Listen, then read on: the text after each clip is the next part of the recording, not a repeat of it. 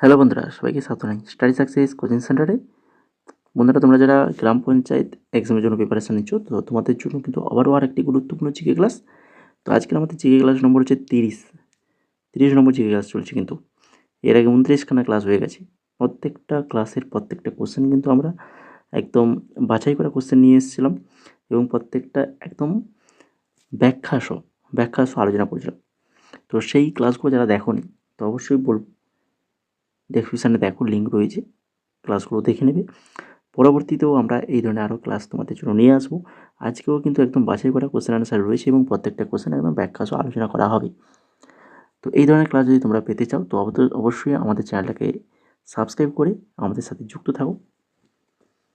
আর গ্রাম পঞ্চায়েত এক্সামের জন্য তোমরা যদি জিকে পিডি নিতে চাও, তো আমাদের যে হোয়াটসঅ্যাপ নাম্বার রয়েছে 6294528484, ঠিক আছে?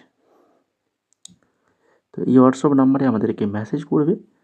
ডেমো দেখতে চাইলে আমাদের টেলিগ্রামে চলে যাবে বা আমাদের এই নাম্বারে মেসেজ করে বললেই আমরা ডেমো কিন্তু তোমাদেরকে দেখিয়ে দেবো। তো আজকের ক্লাসের ফার্স্ট কোশ্চেন যেটা রয়েছে, দেখো কি রয়েছে। আজকের ক্লাসের ফার্স্ট কোশ্চেন, বঙ্গভঙ্গ আন্দোলন কে রদ করেছিলেন? বঙ্গভঙ্গ আন্দোলন কে রদ করেছিলেন কে? সঠিক অ্যান্সার কী হবে? না হচ্ছে অপশান নাম্বার ডি, লর্ড দ্বিতীয় হার্ডিঞ্জ বা লর্ড হার্ডিঞ্জ। 1905 সালে লর্ড কার্জন বঙ্গভঙ্গ করেন, এটা তো তোমরা জানো। এবং 1911 সালে লর্ড হার্ডিঞ্জ বঙ্গভঙ্গ রদ বা বাতিল ঘোষণা করে। তারপরে দেখো 2 নম্বর কোশ্চেন, ভারতের গ্র্যান্ড ওল্ড ম্যান নামে পরিচিত কে? ভারতের গ্র্যান্ড ওল্ড ম্যান নামে পরিচিত কে? সঠিক অ্যান্সার দাদাভাই নওরোজি। দাদাভাই নওরোজি ভারতের কিন্তু গ্র্যান্ড ওল্ড ম্যান। দেখে নাও এখান থেকে, ভারতের গ্র্যান্ড ওল্ড ম্যান হিসেবে পরিচিত দাদাভাই নওরোজি ছিলেন একজন পার্সি বুদ্ধিজীবী, শিক্ষাবিদ, তুলা ব্যবসায়ী এবং একজন প্রাথমিক ভারতীয় রাজনৈতিক ও সামাজিক নেতা। দাদাভাই নওরোজি 3বার ভারতীয় জাতীয় কংগ্রেসের সভাপতি ছিলেন। প্রথম তিনি 1886 সালে তৎকালীন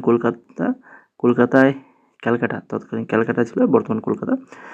এই দ্বিতীয় অধিবেশন হচ্ছে সভাপতিত্ব করেন দ্বিতীয়বার 1893 সালে লাহোরে ভারতীয় জাতীয় কংগ্রেসের সভাপতি হন।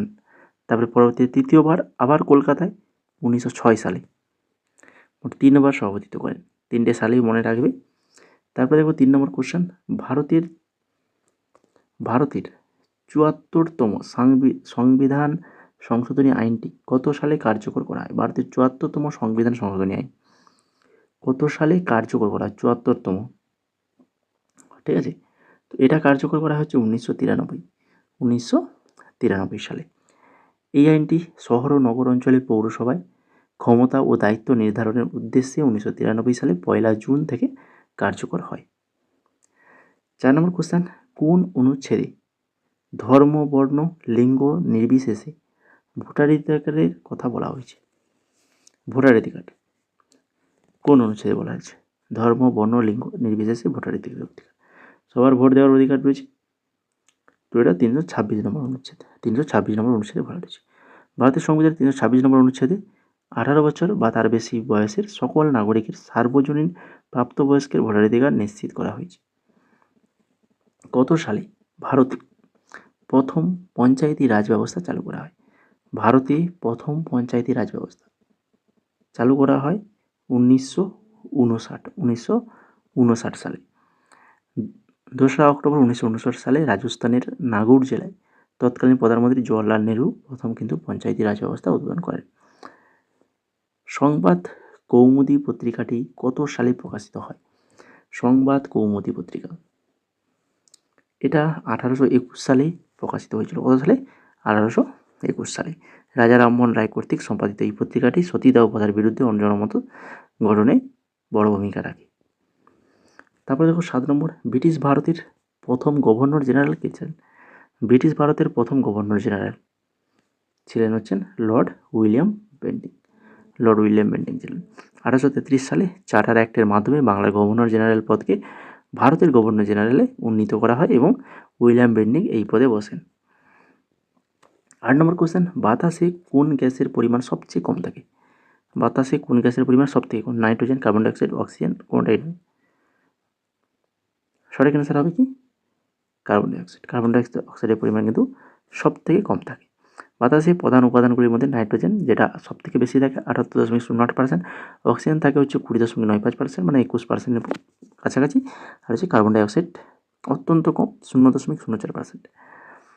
তারপরে বিধানসভার সংসদের মেয়াদ কত বছরের জন্য থাকে? বিধানসভার সংসদের মেয়াদ 5 বছর, 5 বছরের জন্য কিন্তু থাকে। বিধানসভা সংসদের মেয়াদ সাধারণত 5 বছর, তবে বিশেষ কিছু ক্ষেত্রে মেয়াদ পরিবর্তন হতে পারে।